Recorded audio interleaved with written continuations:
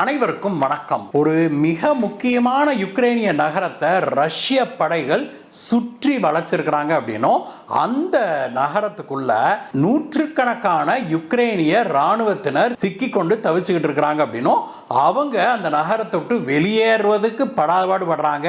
நகரத்துக்கு சப்ளை செய்யப்பட்டு வந்த தண்ணீர், மின்சாரம், உணவு எல்லாமே துண்டிக்கப்பட்டு உள்ள இருக்கிற யுக்ரைனிய இராணுவத்தினர் இப்பொழுது ரஷ்யாவுடைய இராணுவத்தினருடைய கருணையை எதிர்பார்க்க வேண்டிய ஒரு சூழலுக்கு தள்ளப்பட்டிருக்கிறாங்க அப்படிங்கிற விஷயம் வெளியாகி இருக்குது.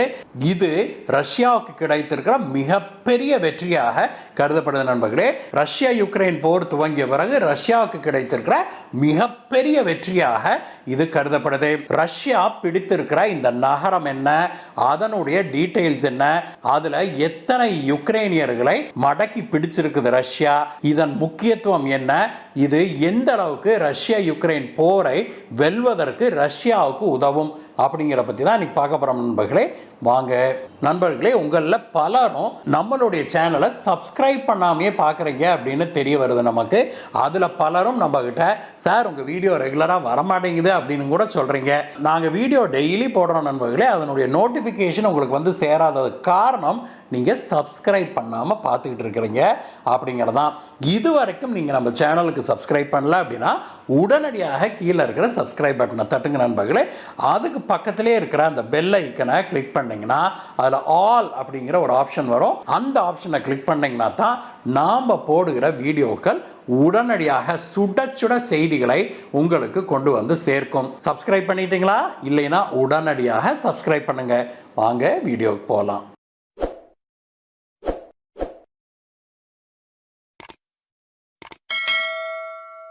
நண்பர்களே, ரஷ்யா யுக்ரைன் போர் அடுத்த கட்டத்தை எட்டியிருக்குது அப்படின்னே சொல்லணும். ஒரு மிகப்பெரிய மைல் ஸ்டோனை ரஷ்யா அச்சீவ் பண்ணியிருக்குது அப்படிங்கிறதை நாம் உணர முடியுது. யுக்ரைனுடைய மிக முக்கியமான ஒரு ஹில் ஸ்டேஷனான, ஒரு உயர்ந்த இடத்துல அமைஞ்சிருக்கிற நகரமான உலேதார் அப்படிங்கிற ஒரு நகரத்தை இதுவரைக்கும் எந்த ஆக்கிரமிப்பு படைகளுமே பிடிச்சது கிடையாது அப்படிங்கிறதான் சரித்திரம். முதல் முறையாக ரஷ்ய படைகள் இந்த உலேதார் நகரத்தை இப்பொழுது கைப்பற்றி இருக்கிறாங்க. போர் தொடங்குவதற்கு முன்னாடி வரைக்கும் இந்த உலேதார் நகரம் அப்படிங்கிறதுல 14,000 பேர் வாழ்ந்து வந்தாங்க அப்படின்னும், இப்பொழுது அதுல வெறும் 500க்கும் குறைவான பொதுமக்கள் தான் இருக்கிறாங்க அப்படிங்கிற விஷயமும் வெளியாகி இருக்குது நண்பர்களே. இந்த உலேதார் நகரம் அப்படிங்கிறது ஒரு காப்பர் மைன் இருக்கிற ஒரு நகரம். ஒரு காலகட்டத்தில் 1960களில் இந்த நகரம் ஒரு மிகப்பெரிய மெட்ரோ நகரமாக, ஒரு மெட்ரோபாலிட்டன் சிட்டியாக மாறும் அப்படின்னு எதிர்பார்க்கப்பட்டது. ஏன்னா அப்பதான் முதல்ல அங்க வந்து செம்பு தாதுகள் இருக்கிறது கண்டுபிடிக்கப்பட்டது. அங்க வந்து செம்பு தாதுகளை எடுத்து காப்பர் தயாரிக்கிற அங்க ஃபேக்டரிகள் நிறுவப்படுவதாகவும், அதனால அடுத்த 2-3 தசாப்தங்கள்ல இந்த நகரத்துல கிட்டத்தட்ட 5 லட்சத்திலிருந்து 10 லட்சம் மக்கள் வரைக்கும் வாழ்வாங்க அப்படின்னு எல்லாம் எதிர்பார்க்கப்பட்டது. ஆனால் அதற்கு பிறகு அங்க வந்து 2 பெரிய சுரங்கங்கள் தான் தொடங்கப்பட்டது. இருந்தாலும் கூட அந்த பாப்புலேஷன் வெறும் 1000-1500 பேர் வாழ்ந்த அந்த நகரத்துடைய ஜனத்தொகை கிடுகிடுன்னு உயர்ந்து 15,000 தொட்டது.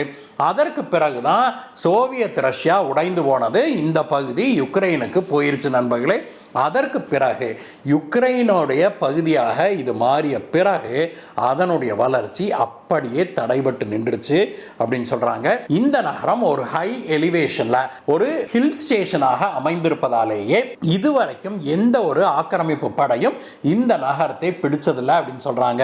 ஏன்னா மேல இருந்து கொண்டு கீழே வருகிற அனைத்து படைகளையும் எளிதில் அடிச்சு நவுத்தி இருக்கிறாங்க அந்த நாட்டு படைகள். அது மட்டும் இல்ல, இந்த உலேதார் நகரத்துக்கு மேல இருந்து கீழே பார்த்தா கீழே வந்து ஒரு மிகப்பெரிய ஹைவே போகுது.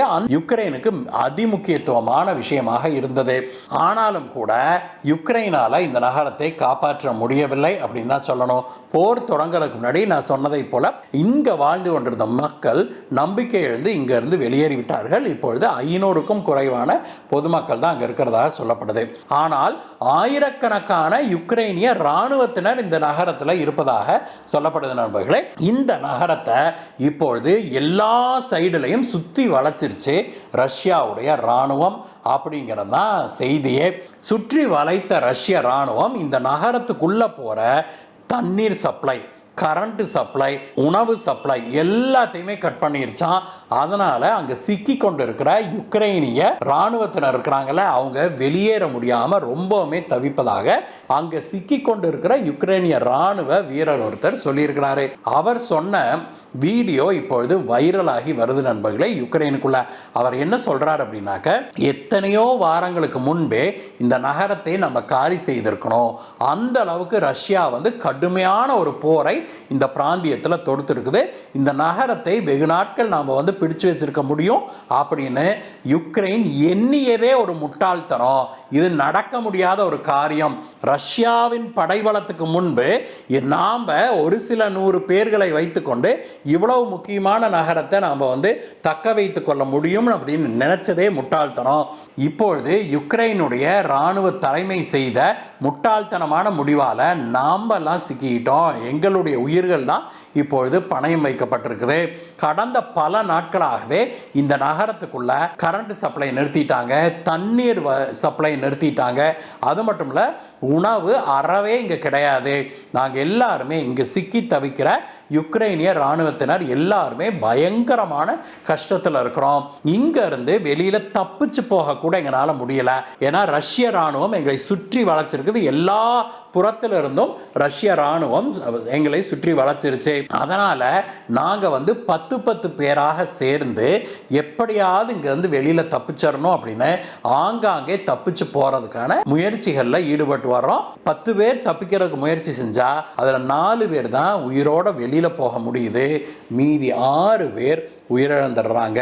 இதனால உள்ள இருக்கிற யுக்ரைனிய ராணுவத்தினர் பலரும் உயிருக்கு அஞ்சி ரஷ்ய ராணுவத்தினர்கிட்ட சரணடைகிறதுக்கு நாங்கள் தயாராக இருக்கிறோம் அப்படின்னு அவர் சொல்லியிருக்கிறாரு.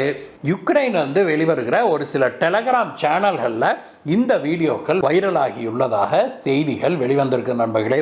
இது பற்றி ரஷ்ய ராணுவ அதிகாரி என்ன சொல்றார் அப்படின்னா, இந்த உலேதார் நகரத்தை நாங்கள் சில நாட்களுக்கு முன்பே பிடிச்சிட்டோம், அதான் உண்மை.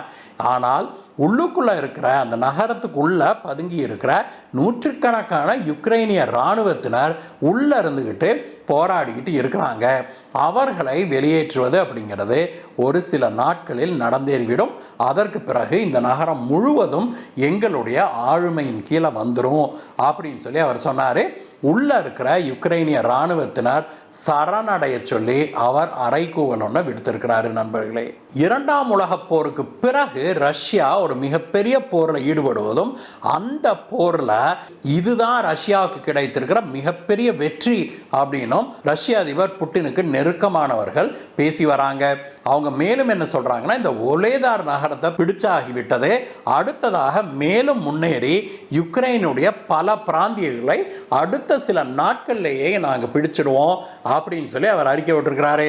இதை உணர்ந்துதானோ என்னமோ யுக்ரைனுடைய அதிபரான ஜெலன்ஸ்கி தன்னுடைய இராணுவத்தினருக்கு ஒரு அறைகூவல் ஒன்று விடுத்திருக்கிறாரு.